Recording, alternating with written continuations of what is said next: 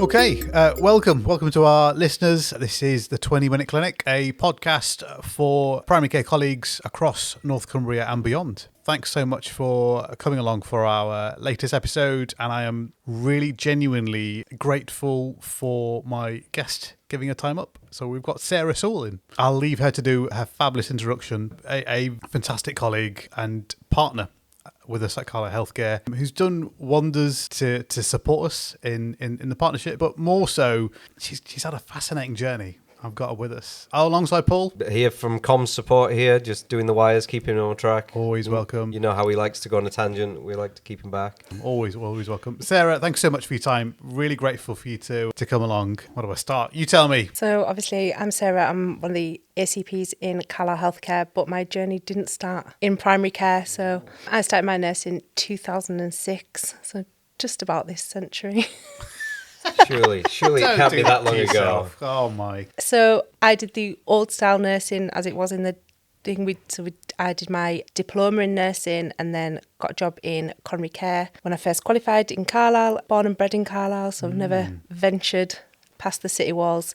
Anyone that knows me knows that I would not drive beyond the city walls because I can't drive very well, or I like driving. We've seen you in action, though. You nothing to worry about at all, Sarah. The city walls, I like that. It's all that cameras and beeping. You're right. Yeah. So I started my nursing career in Carlisle Hospital, really settled, loved coronary care, kind of could envisage my career there really until I'd probably been there a few years.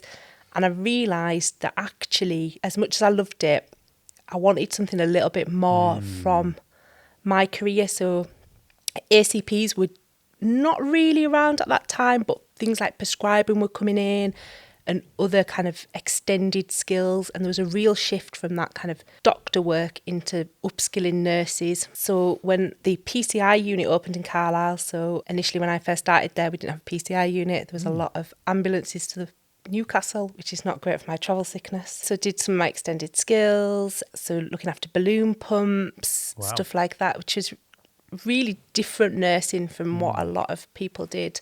And then an opportunity came up for what was rapid response in the community. So I had no experience of primary care, community nursing, but that was all about kind of providing urgent care in people's homes. So we did the IVs, hospital prevention, keeping people at home, early discharges, and it was nurse run. So we didn't have any GP, apart from the GP practices, we didn't have a doctor on site. It was just us, and it was a good real skill mix of nurses, some that were like me that had been kind of at it 6 or 7 years to some that had been doing nursing for 30 years. But it really opened up that autonomy of nursing that I really liked. Okay. Well, multi-skilled by the sound of it. Yeah. Lots of different stuff in the mix. Yeah, so we're kind of been on a ward and the consultant did his ward round and everyone done what they were told. This was nursing, looking after patients at home with a light touch from GP practices for the stuff that was a little bit more in need. And ACPs were just starting to come in. So there was a couple of trainee ACPs within primary care at that time. And it was just really opened up my eyes to what was out there and available for nurses. Because I think that traditional role had started to move away from nursing being very much you were there and you did what you were told to. Nurses being actually the people doing the care, but also planning the care, making kind of real decisions without the need to run them decisions necessarily past somebody else. So then the availability or job opportunity came up for the trainee ACP role while I was in primary care. So obviously applied, was really lucky, got in and did my 3 years to do my ACP training. And what are 3 years? It is possibly one of the hardest things I've ever done, and I've got 3 children, and that. Oh wow, there's a statement. They are a breeze compared to the ACP training, but I think as you get through it and you get more confidence and you're learning new skills, it just kind of really opened up so many opportunities. So worth it then? Worth all that stress and pressure? Oh, absolutely. But if anybody ever said, now you need to do it again, I'd be like, no. Okay. Blimey, goodness me. Absolutely not. Wow. I did initially then came into primary care within the other ICC, so did frailty for the other ICC, probably in the hardest time of my career ever. So I took the job in the November 2019. Yeah. COVID. Yeah. Well, March. Well, we remember that, don't we? Bloody hell. March 2020, doing frailty in the community it was just such a different feel. We don't think anybody knew what they were doing, really. It was a lot of... The world had changed. The world really had changed. Yeah. And I think there was very little direction from anywhere, was there, to any of us of what we were to do. But I remember thinking, you know a lot of it. This is just care in a different setting, isn't it? Or a different environment. So made it through COVID unscathed, just about. Yeah, shout out to all the doctors, nurses, and every role under the sun during COVID. Absolutely, yeah. Because, wow. I just think you can't underestimate, and I think it's those overlooked other groups, isn't it? The care homes, the carers in people's homes that were trying their best in really awful circumstances. But it's probably the only time I've ever thought, maybe this nursing isn't for me. Yeah. I was kind of doing a bit of chalk as well at the time. And I used to do a Saturday morning in chalk, and it was like the Carlisle Healthcare and Sarah. so there was Dr. Corrigan, Dr. Westgate, and Claire, one of my absolutely amazing ACP colleagues, and then me. So it was always Carlisle Healthcare. And special guest featuring featuring Sarah on a Saturday morning. And I spoke to Robert one day, and he was like, what have you thought about coming into GP land, into practice? I was like, I don't know if it's for me. He was like, of course it is. Come and have a look. And I did. And I remember sitting down with him, and I was like, so what does a day look like for your ACPs? And he was like, clinics, good support, tutorial. So I was like, you had me at tutorial. Wow, okay. Yeah. Because I think that's a big thing that misses a lot of it. I think you get through the training and everyone just assumes you know what's going on and what's happening. And so I remember Robert saying, offering me a job, and I said, can I have the weekend to think about it? And I think I went everywhere which way around over the weekend. And I remember my husband Freddie saying to me, if you had to decide now, what would you say? And I said, I would take the job. And he said, right. There's your answer. Good shout, actually. The classic game, yeah. Got to use that one. Do it quick, Yeah. And he said, well, there's your answer, isn't it? So he said, worst comes to worst, Sarah, you take the job. If you hate it, there's jobs out there, you know. Yeah. So I thought, go on, just do it. And I remember turning up on day one of Carlisle Healthcare, and it was huge. And I remember thinking, how does everybody know everybody? And everyone just knew people's names and who everyone was. And I kept thinking, there's like 100 and however many people here. Yeah. It's a big place, Yeah, but it felt big, but actually the way that people made you feel in the practice was really nice. Like, it felt like everyone knew who you were. People spoke. There was none of this kind of like door shut and you were ignored. So I started off doing the ACP role, and at the time the ACPs were managed by a GP. And I remember kind of thinking, why is a GP managing ACPs? Is that normally not the way then? Not typically. Okay. Typically we're managed by kind of some nurses manage nurses, doctors manage doctors, ACPs manage ACPs. And I remember saying to Robert, why is it run, Dr. West, why is it ACPs are managed by a GP? Oh, no, nobody's ever done it before. Have they not? Wow, here we go. Take over part one. So kind of approached senior management and was like, why is ACPs being managed by GP? Well, nobody's. It's like, well, we need to think about that. I'm not saying necessarily who's for the job, but so the job interest went out for people to apply, and I was really fortunate, and I got the job, and I did initially job share it with, again, one of my other fabulous colleagues, Donna, who, if she doesn't do a segment in this on Well Woman, I'll be very disappointed in this. Got a wielder, absolutely. You'll get her on the list. Donna, we're coming for you, absolutely, yeah. So I did a job share initially with her. So we kind of really looked at what were the role of the ACPs, what are they doing, how are we supporting them, how do we progress people's careers, because it was starting to become a bit more like that portfolio working for the ACPs. So Donna did a bit of well woman, some of the other ACPs had interest in doing babies and young NIPE checks, stuff like that. So we're like, well, let's develop these roles, because actually we can't just say, just sit there and do your clinic. We need to be looking at the roles, and these are very educated, diverse clinicians, and let's use them. And I think they're a role that are beneficial in so many different areas. And I think any practice that has ACPs, think about what you're using them ACPs for, because actually the roles and diversity of an ACP in practice is... This is really interesting, isn't it? Because I'm always, well, I suppose just unpick it, I mean, there's so much there, isn't it? I have to say, Paul, I mean, what a career. Absolutely. That's a bit of everything in there, isn't it's there, really? just everything. And it just shows the beauty of the NHS that we have around us. That, yes, it's precious hard work. I mean, let's just be realistic about this. But the journey you can create in a portfolio is phenomenal. This is a great example, Sarah.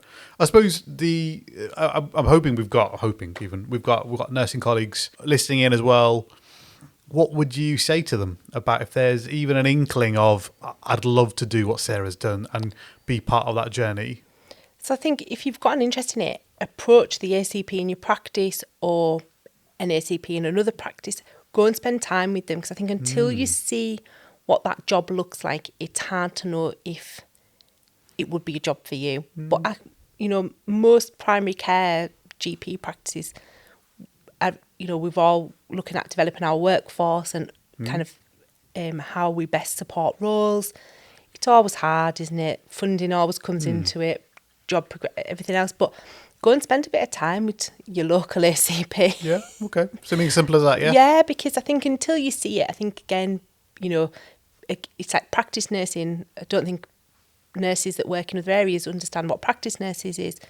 Ring up your local practice and say, can I come and spend time with that area? Because until you see it, it's hard to know, isn't it? I mean, I never set off my career to end up in primary care. I always thought, I'll do acute medicine in the hospital, and that's where my career would always kind of stay. And then just through luck and opportunity, I ended up taking other jobs. But I think people don't always think about what other jobs are out there. Yeah. Is there flexibility in the role as well then? Is that one of the main draws for you, having that flexibility? Absolutely. So I have my, obviously not the GPs obviously have their own patient list, but I've got a handful of my own patients. Yes, they're still registered to a GP, but that I see on a regular basis, because I'm either supporting them through their cancer journey or other chronic long-term conditions that, yes, have been fabulously managed by the practice nurses with that specialist interest in COPD or heart failure, but they sometimes just need that light touch, maybe every 4 weeks, of them popping in, having a look at their medicines, having a chat about where they're at now, what's important to them, because actually there's a lot of things we can do as ACPs with medicines and requests and other things, but it's about looking at the whole patient as a whole and what's important to them. So, you know, I think, what you describe is very much the kind of almost foundation to primary care, isn't it? There, encouraging that continuity and supportive nature. No, it's fantastic. I'm intrigued. Partnership. This is I love this journey. I love this bit of the journey here, because I've spectated it and I've just bowled over by this. And actually, when we looked into it a bit further, there's not many. I think you are the first in North Cumbria and potentially one of the first few, even the north of England. Yeah. Go on. What led you down that route? Yeah, what led me down that route? Alan Edwards, I think, was the starting point. Shout out of to it. Alan. He gets the blame. Absolutely. He gets the blame, yeah. Yeah, he thought, I'm retiring soon. It doesn't matter what I sign these lot up to now. Thanks, Alan. We appreciate this before you escaped. Yeah. So he kind of one normal Tuesday duty morning, he was like, so what's the long-term plan? I was like, and I was doing the team leads. I was like, well, here we are. And he was like, have you ever thought about partnership? And I was like, no, because looking round at other practices, it is all GPs and obviously managing partner, practice managers, managing partners. I'd never seen another ACP in my area doing it. And I was like, well, it's a GP. He was like, no, it isn't.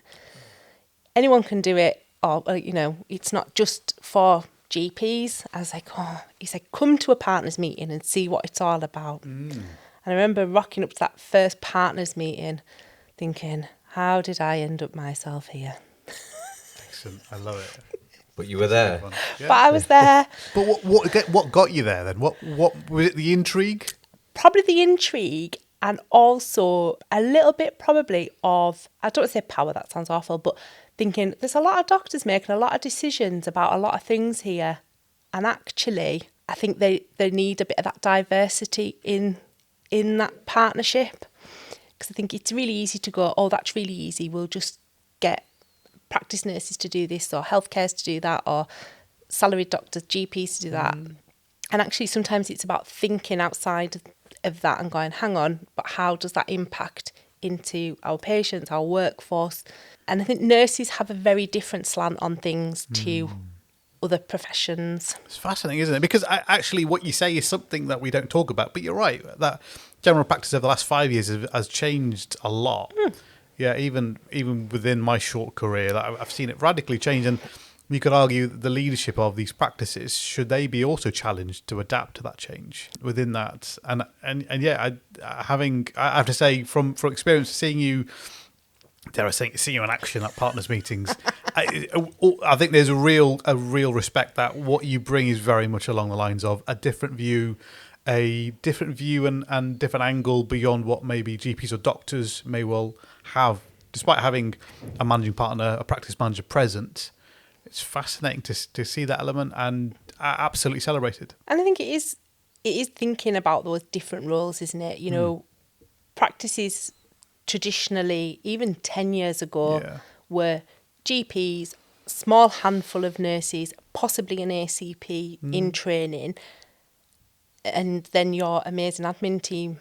And that was it, wasn't it? But now, actually, thinking about them extended roles, there's ours, clinical pharmacists, home visiting services, everything else. And I think it is, we need to reflect that in our management structure and how we manage them. Just turn that around then. So if I've got a senior partner listening in, what would you say to them to ensure they look beyond their traditional partners meeting, or how best to engage with the ACP and beyond their workforce? I think it's think about what their role is, how we best utilise them roles, but actually what does their day look like? Okay. Because I think we all have tunnel vision, don't we? We get into our room, we know, we see our patient list, we know our admins on the side, there's the dreaded ping of an email. We all hate those. We're thinking about, there's holidays coming up and we need to think about who's doing duty. But actually, just take a moment on EMIS or whatever system you use and have a look at your healthcare's list for the day and see what that looks like, because it will look very different to your GP list. Your GP list and my ACP list typically look very similar. Patients, slots, but actually their list, you could go from bloods to a vaccine to an ECG to and I think if we just have a bit of understanding of what everybody does, I'm not suggesting we all need to be able to do everyone else's jobs, but have a think and an understanding of what they're doing and a look at their lists. I think it's fascinating to what other teams do. And I think as well, sit with your door open, go and have a coffee with the staff at lunchtime. I know everyone's pressured for time and everyone's busy and it's hard. But again, just because that is when you see what's happening in your practice and what's going good, what's going bad, It sounds so simple, but I think you are right, because I mean it's a struggle even for me. I mean, my own example, you want to get your head down and get admin done, but actually going out and speaking to colleagues, spending some time in their rooms in between patients or in a short break they've got, just catching up with them, something really valuable. Get a real idea of what's going on the ground, isn't it? Fascinating stuff. Just one final question, Sarah. He's been asking this everyone. I know. I'm trying to think. There's a thing. If it's the winning lottery numbers, we're not sharing them. We could try. clarify that. So, yeah, a question we're asking every guest then, really, and I'm really keen to hear your thoughts. What, if anything, what is one thing you'd like to see change in the NHS for you to be able to do your job better, you think? I think we all talk about the usual really big things, don't we? Change of policy, change of finance, thinking about that. To me, I think we have no power of influence or circle of influence on that. Yeah. What I think we need to do better is engage with our patients about, I don't think people or patients understand how a GP practice functions. They think we're part of the NHS. They think that, every NHS policy for the hospital's the same as for us. But actually, I think if they understood the implications of not turning up to their appointments, expectations of what we can do, I think would change a lot in general practice. So I think, I think better engagement with our patients, like how we function, how we work, what in a day in a life in a GP practice actually looks like. I think we get a lot of hard press from the, hard stick from the press, don't we? GPs on 300,000 a year, playing 3 rounds of golf a week, driving their Porsches, whatever, Yeah. It's been a busy morning for Amit doing all that, Yeah. Last time I played golf, I put someone's windscreen through, so no. Oh, there you go. No golf for you. Definitely not. But I think we'll never be able to change the government and the funding. I think, let's be realistic, but I think we probably can change patient perspective and getting them to better understand us. Fascinating, isn't it? I think you're right. You're so right. Because actually, there's almost a real challenge with the view of the media and influencing individuals, our patients. Do we go at this in our own way and highlight our own changes? I love that. That's fascinating. Perceptions of the public, it's a tricky one, isn't it? But it really helps. Definitely every little helps on that. That Christmas, I definitely include that in the Christmas special. Could be a good one. You want a good montage at Christmas, then? We'll get the gang back together. Anyway, look, I'm mindful. We're already hopelessly over clinic time, I think. Does that happen on your 20-minute clinics? I think we can apologise. No apology at all for Sarah. I'm so grateful for your time, for you coming on. Hearing your journey is inspiring, really is. And I really hope that helps give our nursing colleagues and others, the opportunity of knowing what can be done. There's a shifting sands now in GP and primary care. And Sarah, your story is absolutely an example of potentially the way forward. So, and I think to other practices that maybe don't have ACPs or aren't sure where to start, reach out to a practice that has, and ask them what benefits they've had of having an ACP and stuff. Because I think, again, we think about, we're in practice, but actually we're all in a very similar boat. Some have got more holes in than others, but... we should be sharing that information and just keep bailing. Keep bailing. That's it. That's all it's about. Absolutely. I hope that helps. Grateful again. Thank you so much, Sarah. Well, always a pleasure, mate. Always a pleasure. Thanks for having me. Thanks so much for listening, guys. Thank you very much.